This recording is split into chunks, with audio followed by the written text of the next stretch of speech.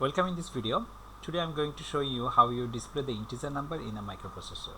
So first I have to assign the memory model, which I have assigned is small, and then my stack size is 100H. For that reason I can assign the values up to I can use the memory in the stack up to 100 hexadecimal.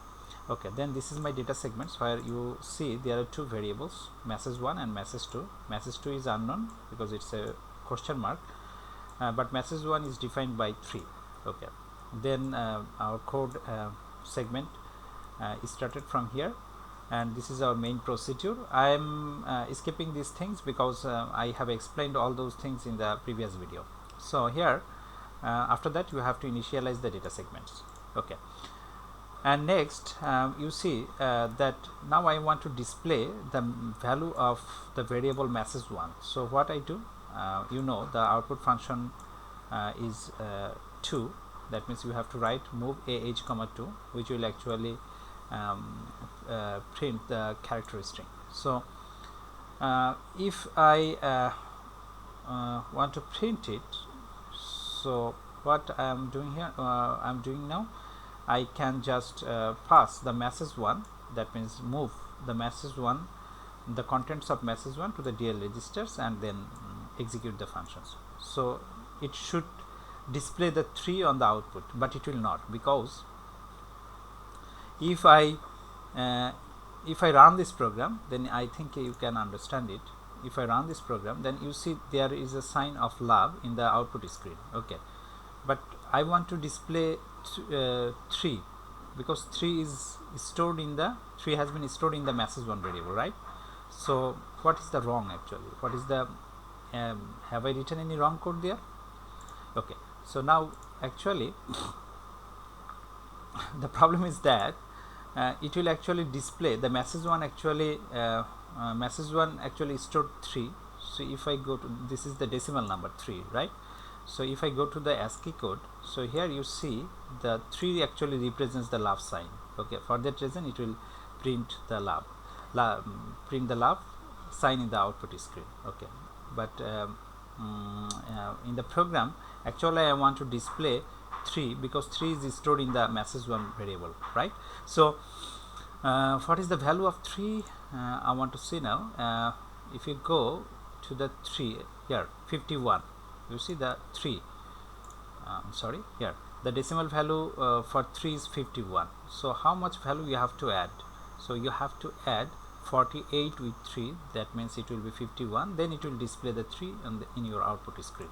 So I commented it before, but here now you see I add message 1, that means message 1 contains 3 plus 48, that means 51. So it added and stored in the message 1 variable. So now I pass, so message 1 variable now contains 51, which I passed in the DL register, that means the output register. So it will now show 53. If you now I can check it, is it working right or wrong? So if you, yeah, now you see the differences.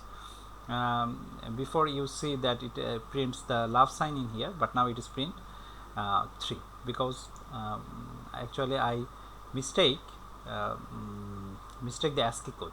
Okay, the decimal value that I have printed, which is 3, which is actually means the love sign. Okay, so after that, so I think you understand how you actually display the integer 3 in your program. So it's a very easy. Okay, if I want to print 4, then I have to add 49 with message 1, then it will print 53. Sorry, it will print 4 in your output screen. Okay, now we want to see how we actually display an unknown value. Unknown value means the message 2 actually will take input from user. So how can I do that? It's very easy.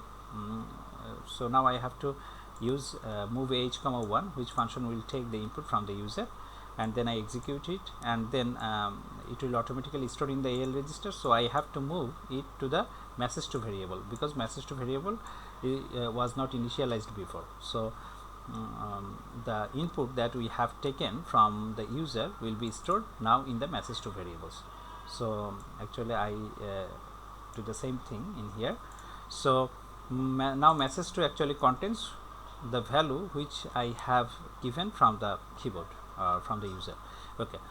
Now if you want to display the new line and carries written, new line means it will go to the next line, and carries written means the cursor will actually in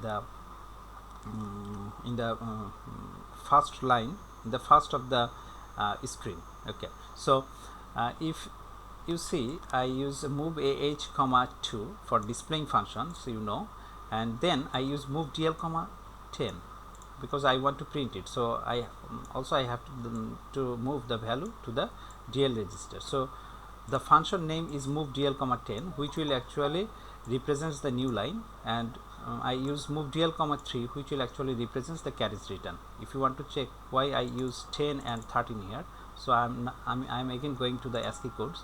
So here you see the 10 actually represents the new line. You see the 10 represents the new line, and carries written in 13 is actually the decimal value. If you click here, then it will be the hexadecimal value. No, I'm representing in my program the decimal number. So carries written, for carries written you have to use 13, and for new line you have to use 10. Okay, so these two values, this is actually the function's name for new lines, and this function actually used for carries written. Okay, so to execute these two functions you have to use int21 each. Okay, and then we have already know how to display the message to functions. It's very easy.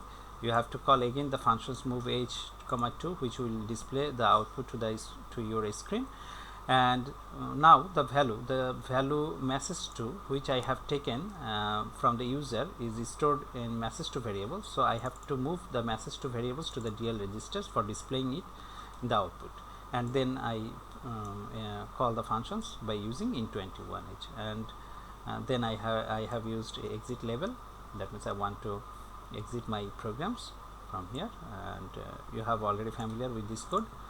So now if I run this program, then you see that here 3 prints and it blinks. That means it is asking me to give a number here. So if I put 5, so I think you see now I have put a number 5, and then it carries written means the number displayed in the very left, from the left of the screen. So this is carries written, and it's also in called the new line. Okay, so 5 actually prints in the new line, you see. So here so I think you understand this program. Okay, this is all about today. So thank you guys for watching this video. Allah Hafiz.